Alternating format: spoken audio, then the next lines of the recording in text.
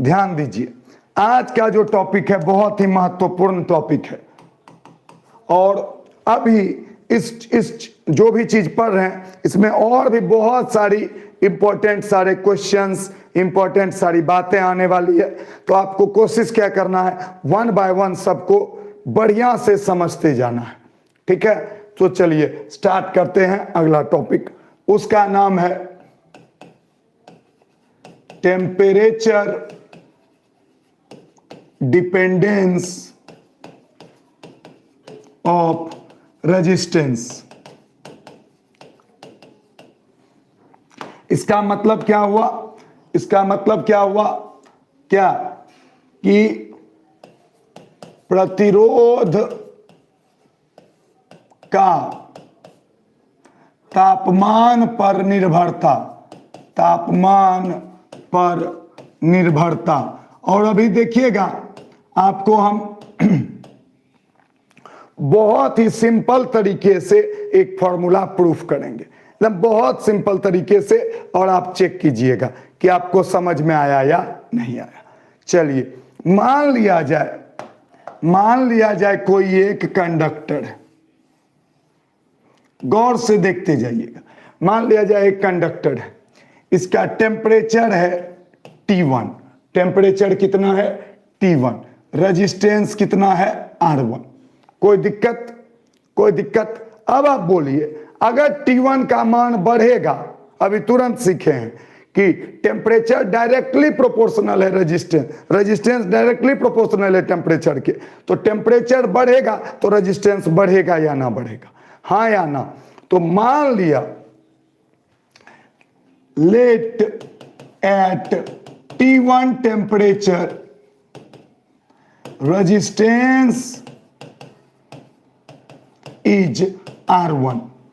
इसका तो हिंदी लिखने का कोई खास जरूरत नहीं है, माना कि T1 टेम्परेचर पर रेजिस्टेंस क्या है R1, प्रूफ है इसमें कुछ। और उसके बाद देखिए यही क्या हो जाता है, जब इसका टेम्परेचर हो जाता है T2 तो रेजिस्टेंस हो जाता है R2, हाँ या ना। तो when temperature becomes T2 then resistance become R2। तो ये हुआ R1 T1 R2 T2। इतना में कोई कंफ्यूजन है तो बोल दीजिए, पक्का। अब हम आपसे कुछ कुछ चीज पूछते हैं और आप खुद बताइएगा कि हम बोल सकते हैं कि नहीं टेम्परेचर और रेजिस्टेंस डायरेक्टली प्रोपोर्शनल है, अरे हाँ या ना। तो हम लिख सकते हैं, गौर से देखिए, एकदम गौर से, R is directly proportional to T, हाँ या ना। अभी तुरंत पढ़े हैं, टेम्परेचर बढ़ाएंगे तो रेजिस्टेंस बढ़ेगा, हाँ या ना। क्लियर। अब हम एक बात पूछते हैं कि अगर किसी का टेम्परेचर पहले 10 डिग्री बढ़ाएं, पहले कितना बढ़ाएं 10 डिग्री, तो जितना रेजिस्टेंस बढ़ेगा। अब बाद में हम 50 डिग्री बढ़ाएं तो कब ज्यादा रेजिस्टेंस बढ़ेगा, 10 डिग्री बढ़ाने पे ज्यादा रेजिस्टेंस बढ़ेगा कि 50 डिग्री बढ़ाने पे ज्यादा रेजिस्टेंस बढ़ेगा। बड़ा सिंपल वाला बात पूछे हैं बच्चा। 10 डिग्री बढ़ाने पे रेजिस्टेंस कुछ बढ़ेगा, मान लिया जाए किसी चीज का रेजिस्टेंस था 10 ओम, ठीक है, 10 डिग्री बढ़ा दिए टेम्परेचर, जितना था उससे 10 डिग्री, तो हो सकता है 11 ओम हो गया। तब 50 डिग्री बढ़ा देंगे तो 11 से तो ज्यादा ही हो जाएगा, यानी कि जितना चेंज करेंगे टेम्परेचर में उतना ही चेंज होगा किसमें, रेजिस्टेंस में। तो हम लिख सकते हैं कि change in resistance is directly proportional to change in temperature। सही बोलिएगा।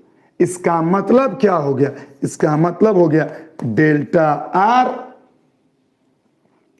Directly proportional to delta T। कोई दिक्कत हो तो बोलिएगा। इक्वेशन 1, कोई दिक्कत, एकदम कॉन्सेप्ट क्लियर होना चाहिए। क्या भाई आप 10 डिग्री बढ़ाएंगे तो 1 ओम बढ़ेगा, 50 डिग्री बढ़ाएंगे तो और ज्यादा बढ़ेगा। तो जितना चेंज कीजिएगा टेम्परेचर में उतना ही ज्यादा चेंज आएगा रेजिस्टेंस। क्लियर हो गया। नेक्स्ट, अब अगला जो है वो बहुत इंपॉर्टेंट है। अब बताइएगा आप एकदम ध्यान से कि अगर एक 50 ओम वाला लेंगे रेजिस्टेंस, उसको 10 डिग्री सी बढ़ाएंगे, टेम्परेचर बढ़ा रहे हैं, हीट नहीं, और एक ठो लेंगे 10 ओम वाला, उसको 10 डिग्री सी बढ़ाएंगे। याद रखिए ये हीट नहीं दे रहे हैं, ये क्या बढ़ा रहे हैं, दोनों का टेम्परेचर। तो अब आप सोच के बताइए कि 50 ओम वाला में जो चेंज आएगा वो ज्यादा आएगा कि 10 ओम वाला में ज्यादा चेंज आएगा? जल्दी बताइए।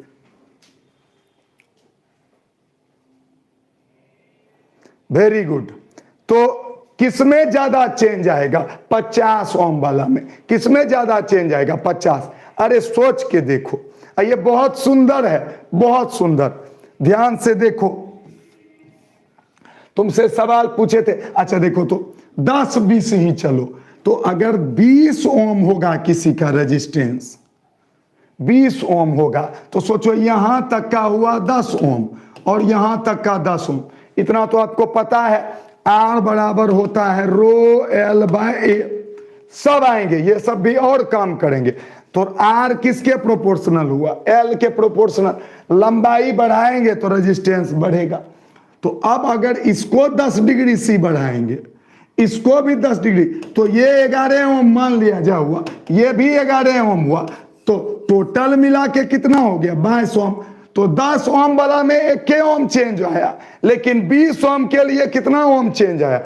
यानी कि पहले से जितना रेजिस्टेंस ज्यादा रहेगा चेंज भी उतना ज्यादा होगा। बोलिए, पहले से रेजिस्टेंस जितना ज्यादा होगा चेंज भी उतना ज्यादा होगा। तो सबसे इंपॉर्टेंट आज का बात, सबसे इंपॉर्टेंट आज का बात कि change in resistance is directly proportional to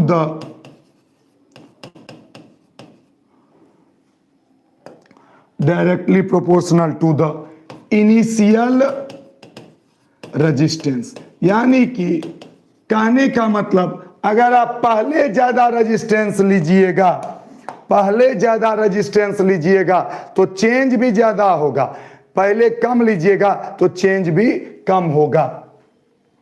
तो प्रतिरोध में परिवर्तन प्रारंभिक प्रतिरोध के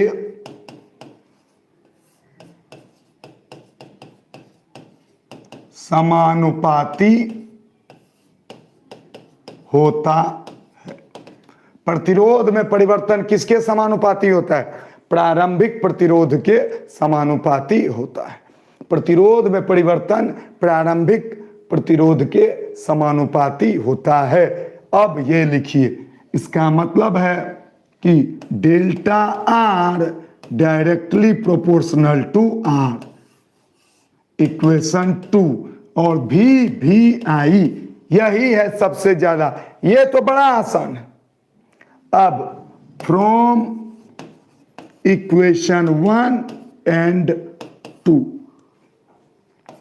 तो अब दोनों को मिला दीजिए, तो डेल्टा आर प्रोपोर्शनल टू हो गया R into delta T, R into delta T, और लेट अल्फा, इसको कहते हैं alpha, alpha is proportionality constant, proportionality constant.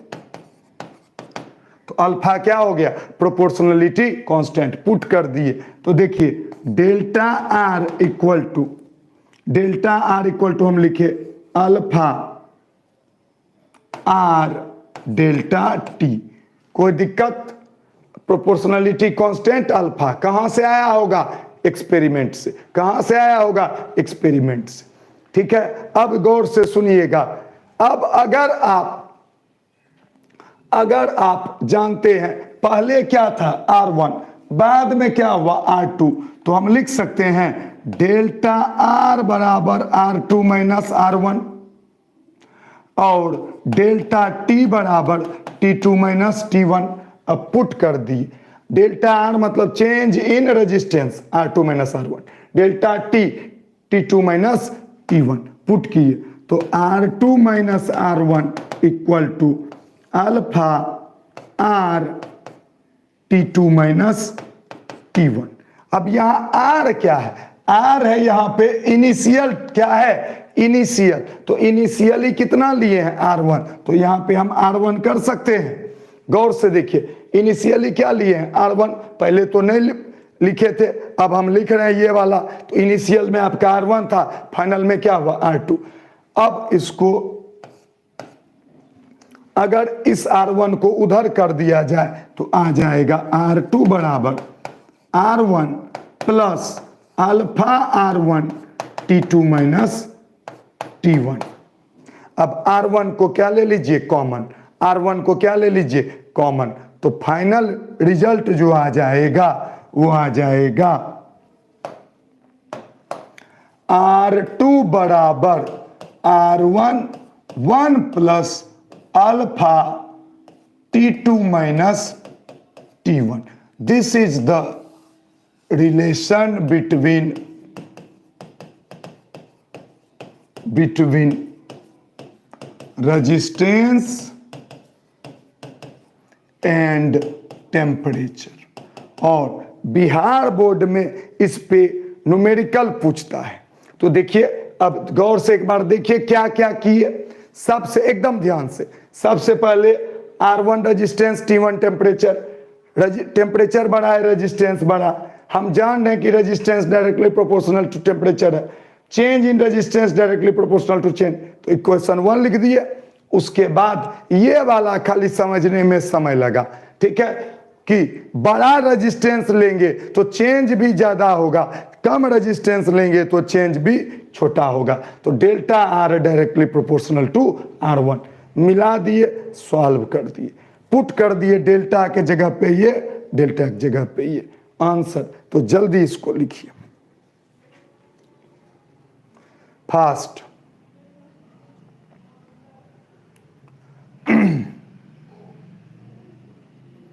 हो गया? जल्दी।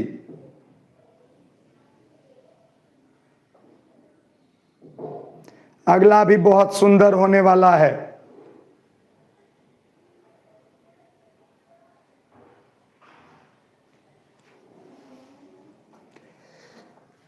कभी भी जो चेंज निकलता है वो निकलता है फाइनल माइनस इनिशियल। आप सोचिए, आज आपकी लंबाई है 5 फीट, 2 साल बाद लंबाई हो जाएगी 6 फीट। तो अगर आपसे कोई पूछेगा कि चेंज कितना हुआ, तो आप क्या बोलिएगा? 6 माइनस 5 बोलिएगा कि 5 माइनस 6 बोलिएगा? 6 माइनस 5। तो हमेशा चेंज जो होता है वो क्या होता है? Final minus initial. तो डेल्टा R क्या है? चेंज इन R, इसीलिए लिखे हैं फाइनल माइनस इनिशियल। कोई दिक्कत? चलिए, अब फाइनल ये वाला फॉर्मूला। ठीक है, ये भी लिखना है। अगला हम टॉपिक लिखते हैं इसी में, तब एक ही बार। अब बहुत मजेदार है, आराम से हो जाएगा। Relation between resistivity and temperature. 1 second में हो जाएगा, गौर से देखिए। आप जानते हैं R2 बराबर R1 1 plus alpha T2 minus T1। ये अल्फा है। ठीक है, ये क्या है? अल्फा। ये अब गौर से देखिएगा, आर बराबर आप जानते हैं क्या होता है, rho L by A. R बराबर क्या होता है, रो एल बाय ए। पढ़े हुए हैं आर बराबर रो एल बाय ए, पीछे भी पढ़े हुए हैं, ठीक है। अब हम यहां पुट करेंगे तो R2 बराबर क्या होगा, rho two L by A, और R1 बराबर क्या होगा, rho one L by A, 1 plus alpha T2 minus T1, ठीक है। L L cancel, A A cancel, तो क्या आया, रो टू बराबर rho one 1 plus alpha T2 minus T1। तो जो रिलेशन रेजिस्टेंस का होता है वही रिलेशन किसका होता है, रेजिस्टिविटी का। तो डरना नहीं है, रेजिस्टेंस दे दे या रेजिस्टिविटी, फॉर्मूला यही लगेगा, कोई कंफ्यूजन, रेजिस्टेंस दे दे या रेजिस्टिविटी, फॉर्मूला यही लगेगा। अब है एक चीज आपके सामने, क्या, अल्फा। एक चीज क्या है आपके सामने, अल्फा। अल्फा, अल्फा का नाम क्या है पता है, अल्फा का है नाम thermal coefficient of resistivity. Thermal coefficient of resistivity.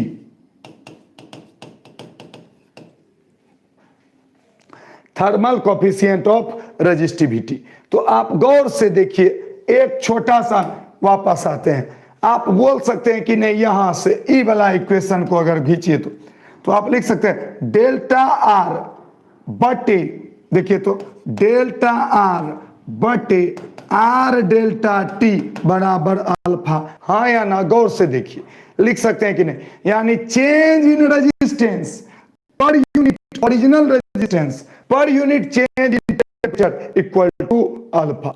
देखिए ये क्या है, change in resistance per unit original resistance per unit, तो ये किसका फॉर्मूला हो गया, अल्फा का। तो अल्फा बराबर हम वहां क्या लिख सकते हैं, गौर से देखिए, अल्फा बराबर हम लिख सकते हैं delta R per unit R delta T. अब इसको डिफाइन करना होगा अगर, तो आप क्या लिखेंगे, आप लिखेंगे चेंज इन रेजिस्टेंस। सब कुछ एकदम पूरी तरीके से आपको सारा चीज एक एक करके बताते जा रहे हैं। कोई चीज देखिएगा जो आपको लग भी रहा होगा ना अगर ये छूटा है, वो असल में छूटा नहीं है, वो समय समय पे आता है। मेरा जो क्लास चलता है आप पूरा देखिए, वो एक दूसरे से काफी रिलेटेड रहता है, बीच में ही कुछ से कुछ नहीं आ जाता है। तो change in resistance per unit original resistance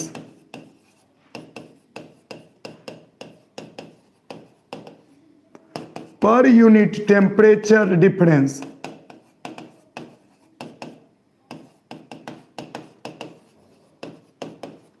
is called thermal coefficient of resistivity. Coefficient of resistivity, ठीक है। हिंदी में क्या लिखेंगे इसके डेफिनेशन को,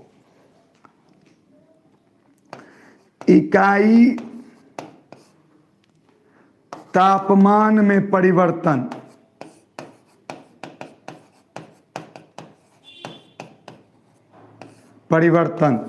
तथा इकाई तापमान में परिवर्तन तथा प्रारंभिक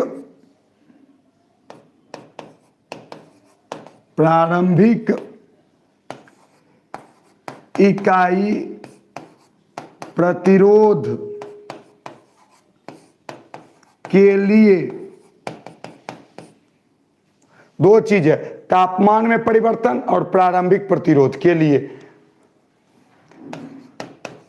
प्रतिरोध में परिवर्तन को क्या कहते हैं, थर्मल कोफिशिएंट ऑफ रेजिस्टिविटी। यानी कि प्रतिरोधकता का तापीय गुणांक।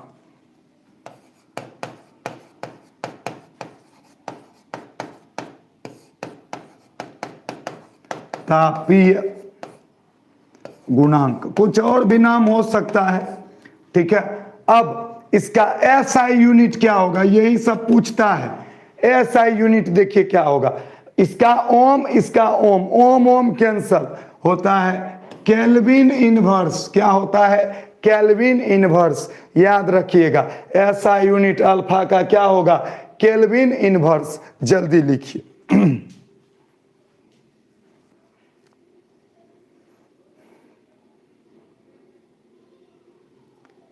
जल्दी।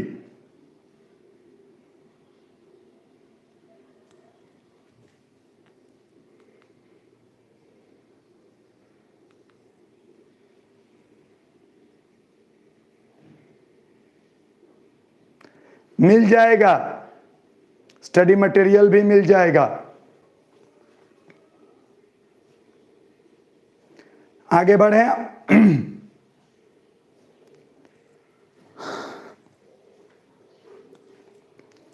ठीक है, इतना हो गया। ये बात आपको याद रखना है, इस पर क्वेश्चंस भी पूछे जा सकते हैं। तो ध्यान से देखिए इस पे एक question,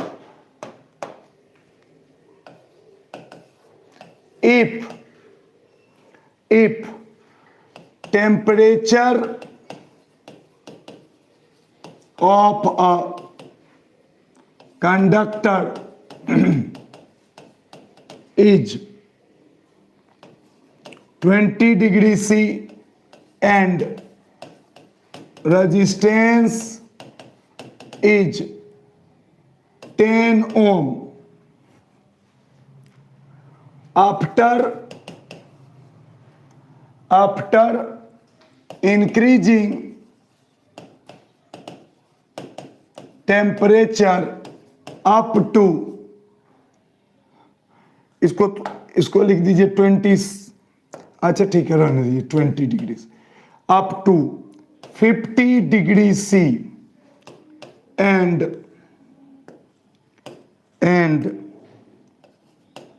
resistance becomes 11 ohm. Find the thermal coefficient of resistivity। कहता है कि यदि किसी कंडक्टर का पहले का तापमान यानी T1 20 डिग्री C, ठीक है, R1 10 ओम, 52 50 डिग्री C और R2 11 ओम, तो अल्फा निकाली। कुछ जान है इस क्वेश्चन में, सोच के बोलिए। आप एक फॉर्मूला पढ़े हैं, आपको हूबहू फॉर्मूला लिख देना है। आप जानते हैं दो तरीके से आप बना सकते हैं, एक तो R2 equal to R1 1 plus alpha delta, ये वाला, या अल्फा बराबर आप तुरंत पढ़े हैं, अल्फा बराबर तुरंत पढ़े delta R by R into delta T। ठीक है, तो डेल्टा R कितना होगा भैया, डेल्टा R हुआ है 11 में 10 गया यानी 1 बटे R कितना है, यानी कि आपका इनिशियल वो है 10, ये R है इनिशियल वाला, और चेंज इन टेम्परेचर कितना है 30, तो हो गया 1/300, 1/300 यानी 1/3 into 10 to the power -2 kelvin per kelvin. This is the answer. तो ये सब मजाक जैसा एक क्वेश्चन है, आपको एनसीईआरटी में भी ऐसे मजाक बहुत सारे मिल जाएंगे, ठीक है।